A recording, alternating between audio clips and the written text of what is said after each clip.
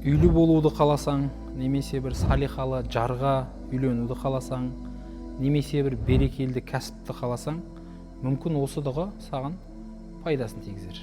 Бір күні Мұса пайғамбар сол кездегі Фирауын патша, залым патша, өзін құдаймын деген, бұны өлтірмек болған кезде Мұса пайғамбар Египеттен қашып кетеді.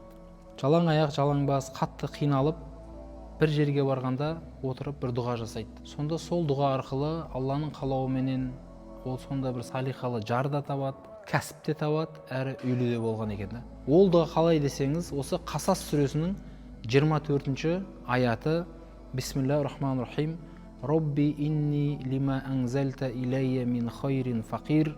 Раббым, расында мен қандай жақсылық түсірсең де оған мұқтажмын дейді.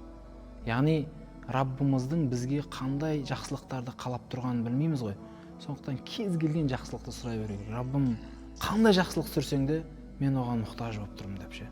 Сондықтан осы дұғаны әрдайым көлікте болсын, жұмыста отырғанда, жұмысқа кетіп баратқан, қандай жағдайда болса да, иншалла, осы дұғаны жиі айтып жүрсек.